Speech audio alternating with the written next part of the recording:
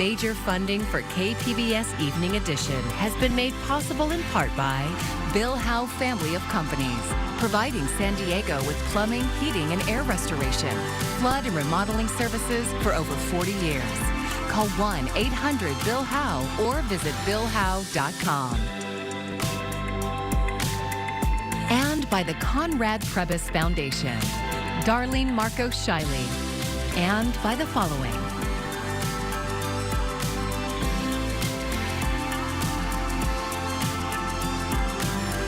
And by viewers like you. Thank you.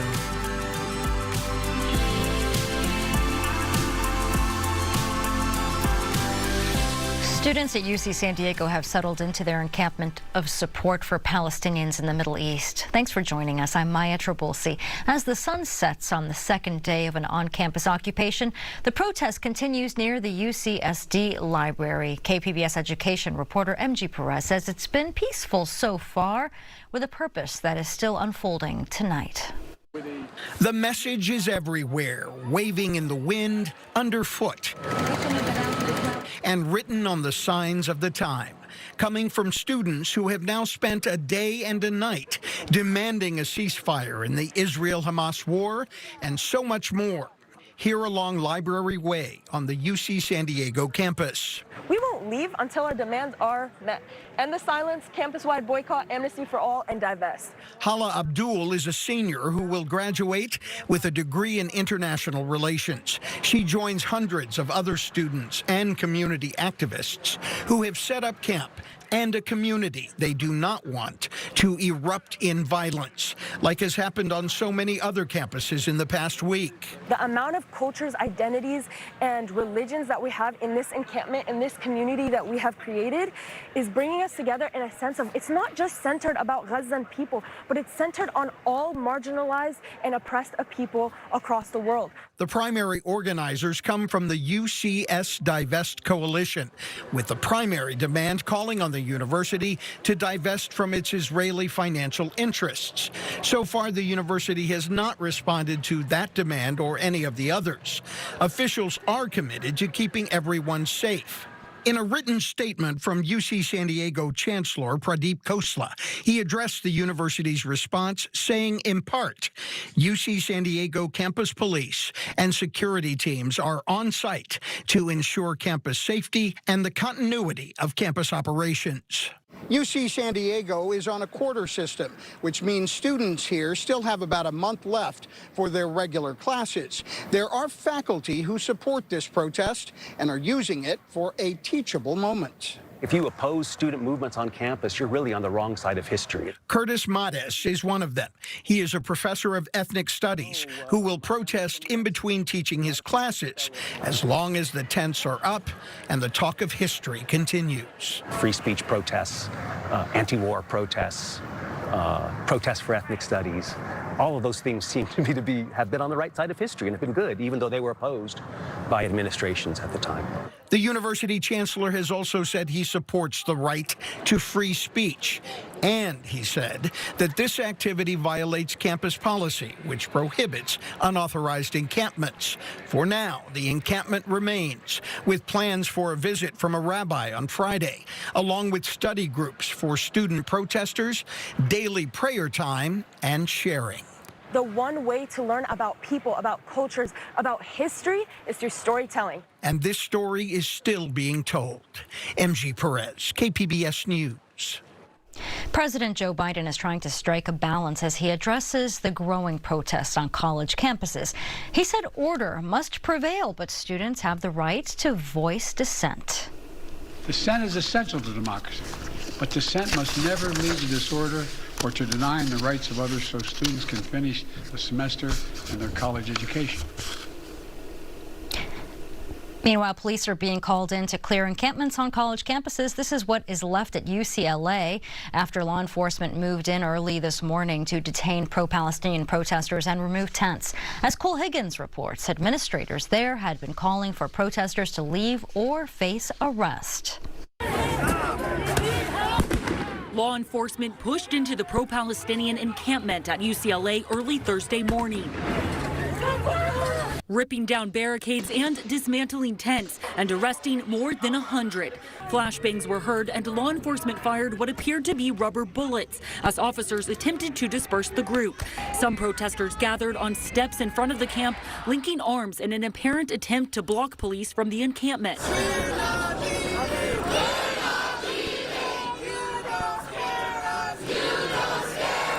UCLA issued an alert shortly before 3 a.m. local time that police had ordered an evacuation of the plaza area due to unlawful assembly, and those that fail to leave will be in violation of the law. There had been a standoff between police and protesters all night long after demonstrators were ordered to leave the encampment and refused. Supporters of the protesters, including faculty members, watched in anger, arguing that the group was there peacefully.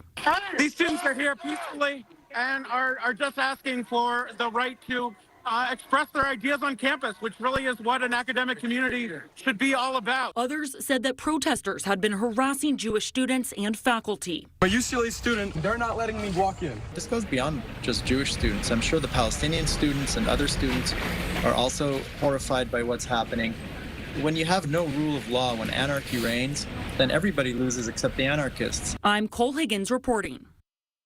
San Diego County's budget for the next fiscal year will be bigger than this year's spending plan. County staff released the proposal today, and KPBS reporter John Carroll is in the newsroom with more. John.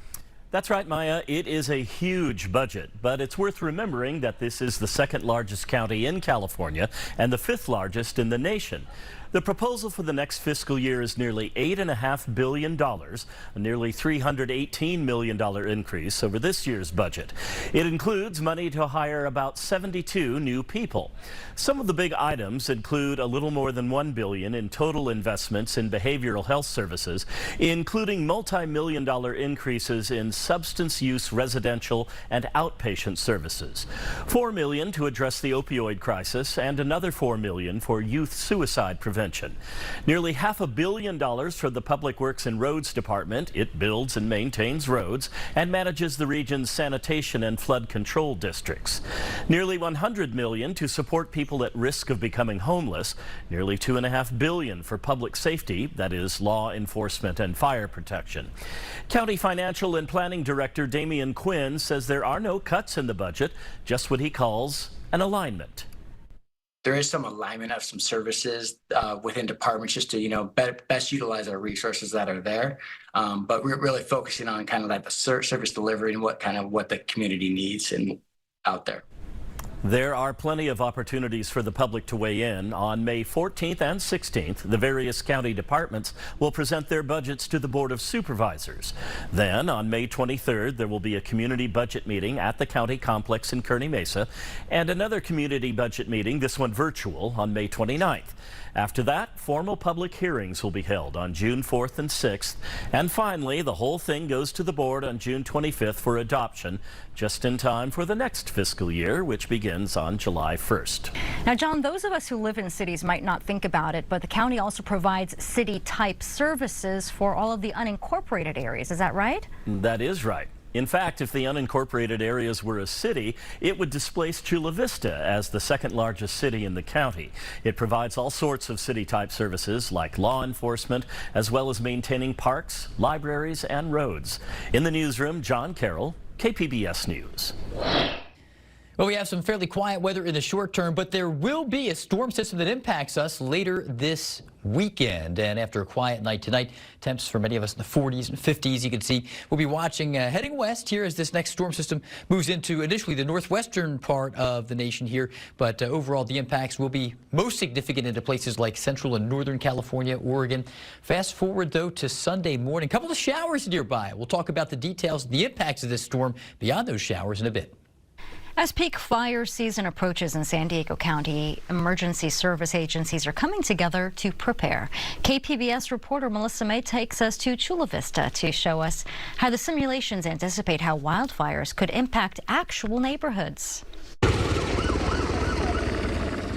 Over 750 firefighters from across the region, along with the San Diego Sheriff's Department and SDG&E, are participating in 3 days of wildland preparedness exercises. And we come together and we train on what would actually happen if there was a wildfire, and the cooperation and the interaction that we have with different agencies. It's also important for fire personnel to kind of get the cobwebs out of some of the fire training for wildland fires that we do. Fire Captain Sonny Segura says except for actual fire, the exercises are meant to simulate real-life emergencies. But everything else is real, up to the communications, to laying out the hose, to an incident within an incident, and copters dropping water on you.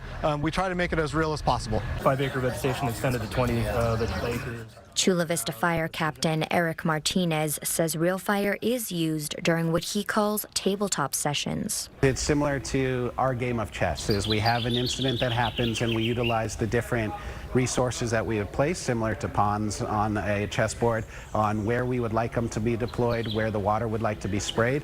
And then because of the fire is active inside that sand table, we're able to get a real live reaction based on what we decide to use and what strategies and tactics we're employing. The models simulate an actual Chula Vista neighborhood that is at high risk for fire, including topography, power lines, and roads. Be able to see the potential of what the fire could do and how directly our actions could impact positively, or the mistakes could negatively impact it. And it's good to learn it in a very controlled, sterile environment so we don't make those mistakes out there in the field. Fire agencies are asking the public to start preparing for wildfires now by clearing at least 100 feet of defensible space around your home. Melissa May, KPBS News. For 2 decades, contractor Leonard Glenn Francis wined, dined, and bribed senior Navy officers who helped him make millions defrauding the U.S. government. Now, more than 11 years after his arrest in San Diego, he's finally set to be sentenced to prison. KPBS military reporter Andrew Dyer has more on how we got here. It's March 2024, and Leonard Glenn Francis stands in a federal courtroom in San Diego. He tells the judge he's having trouble finding a new lawyer. It's a low-key hearing in one of the most extraordinary federal criminal conspiracies ever prosecuted. Rachel Van Landingham is a law professor at Southwestern Law School in Los Angeles. Before that, she was a lawyer in the Air Force.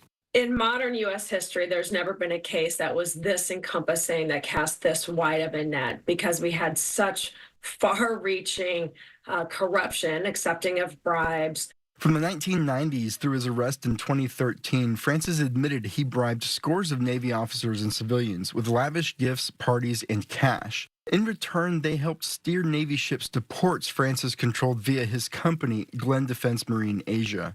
Dave Schaus was a Navy lieutenant who ran the Hong Kong Ship Support Office in the 2000s. Schaus noticed Francis billed the Navy for supplying more water than one ship could hold and confronted him. He says Francis became angry and got in his face. He's big and intimidating. After he figured out I wasn't gonna, back down or move out of his space, then he sat down and banged on the table a few times and said, "I don't take orders from a lieutenant."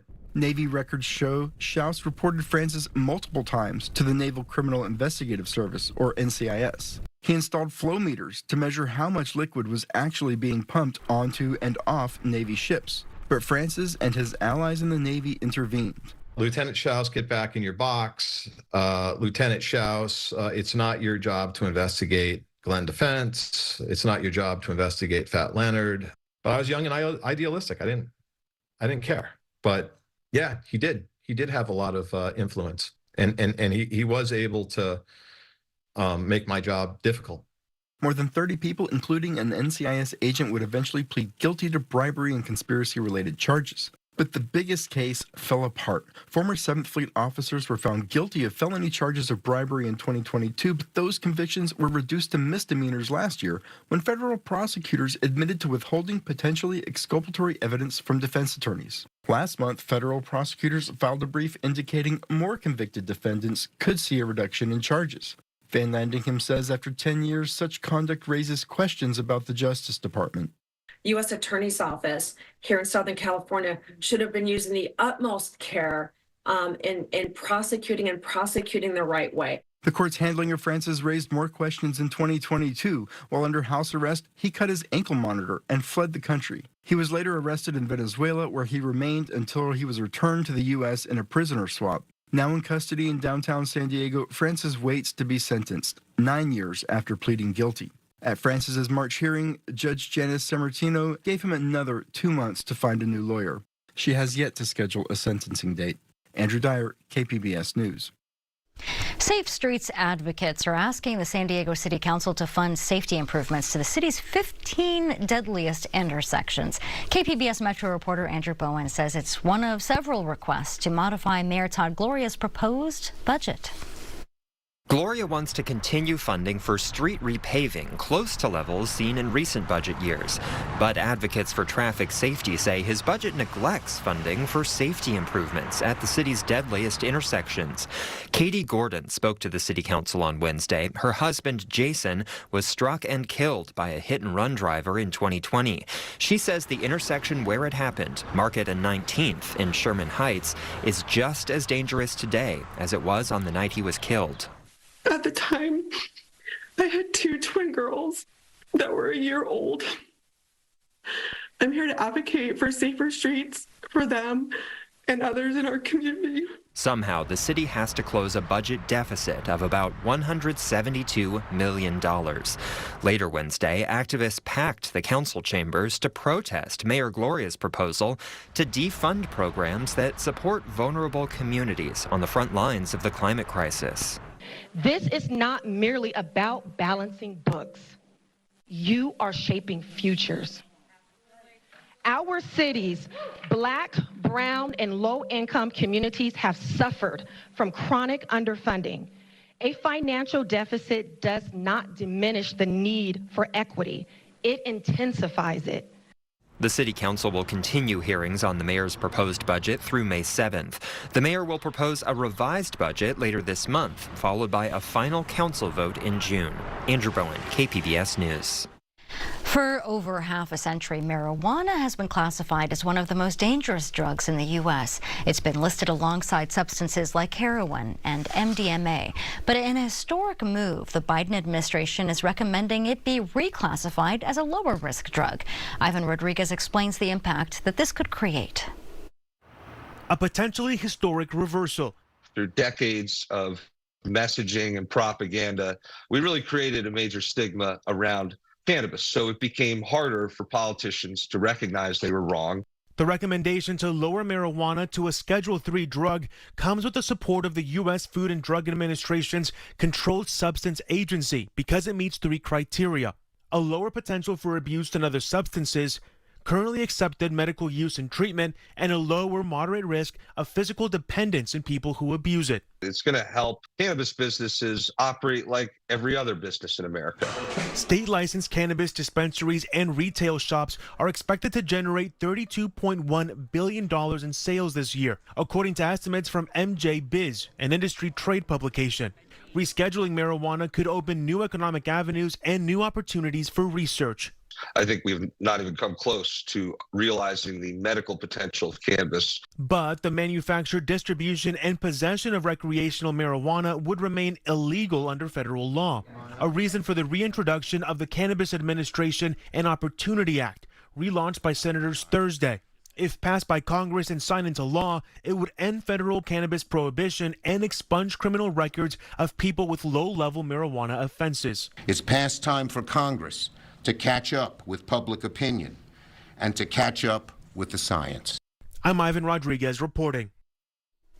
A team of UCSD researchers has come up with a solution to the world's plastic problem that is so simple it might just work. They've created a new form of plastic that can basically recycle itself. Dr. Adam Feist and Professor John Pokorski combine everyday plastic with bacterial spores.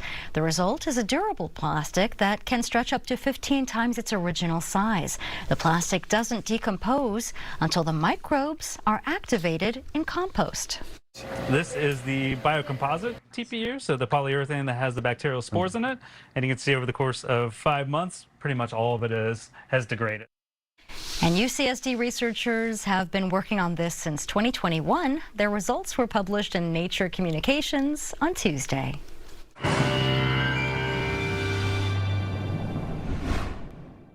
Well, we are dealing with some pretty decent weather for now, but the warmth is going to be peaking on Friday, just a smidge warmer Friday, and then things change for us. We turn cooler through the weekend, and we'll also begin to see some scattered showers in some parts of the area Saturday, late in the day through Saturday night into Sunday. There will be at least spotty showers in the neighborhood late in the season for this, but we're still in the potential risks area for some scattered showers. It'll become windy as well in the interior, breezy for us near the coast. Tonight, clouds return late tonight. We'll get down to 59 degrees into coastal areas, a little cooler inland.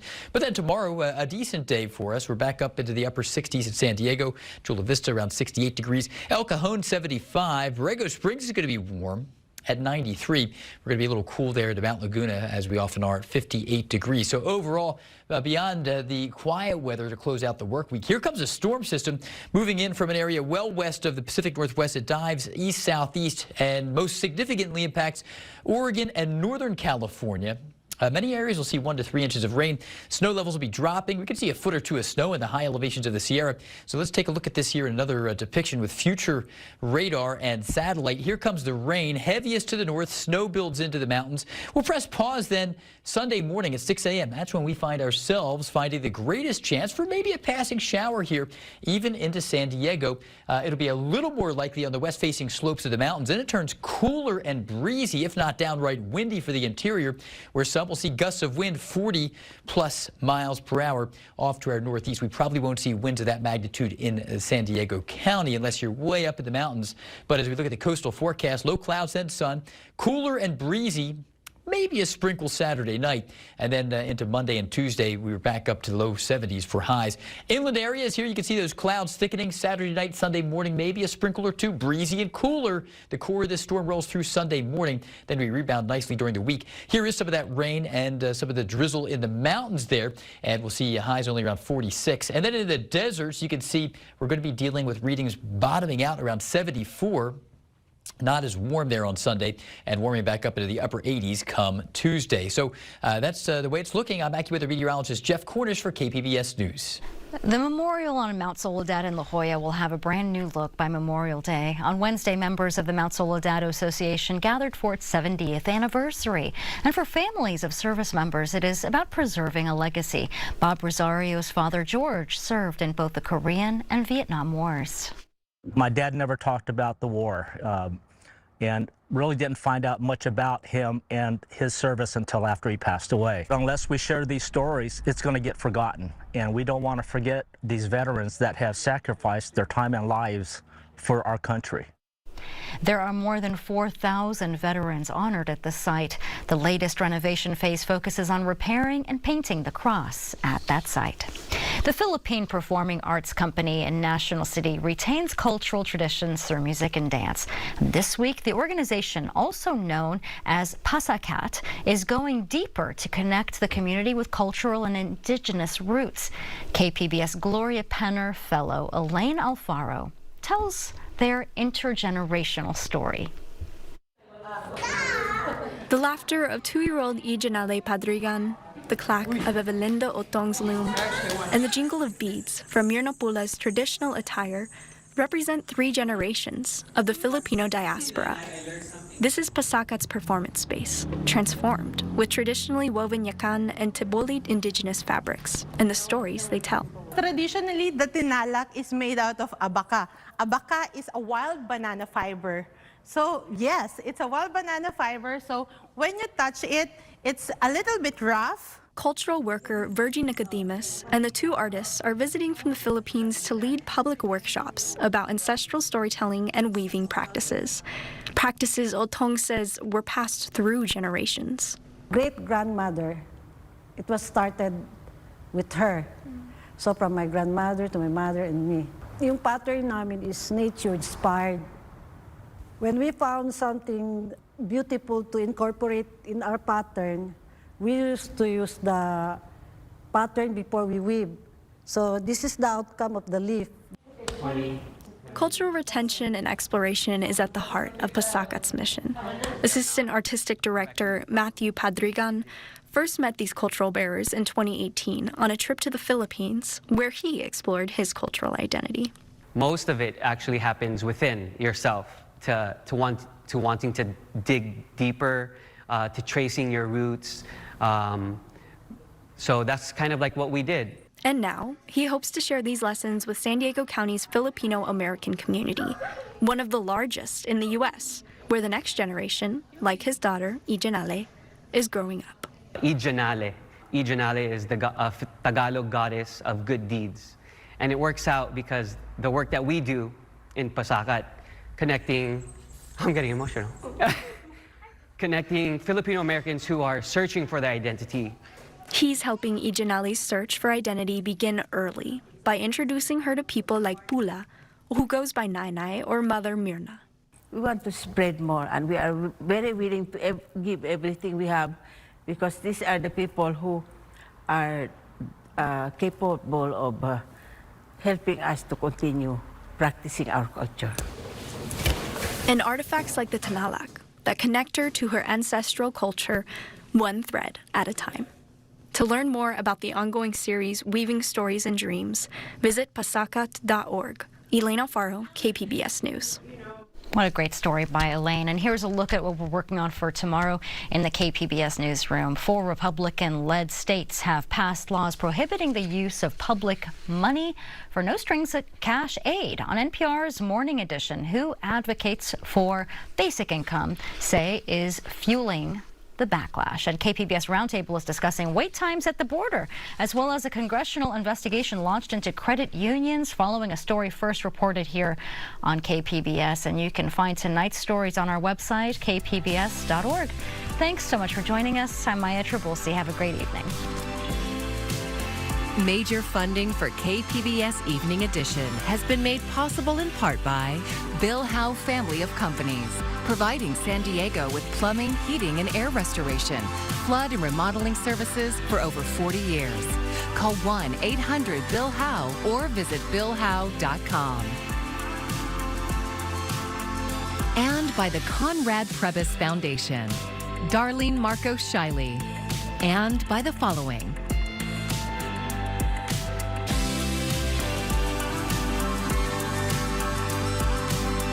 and by viewers like you.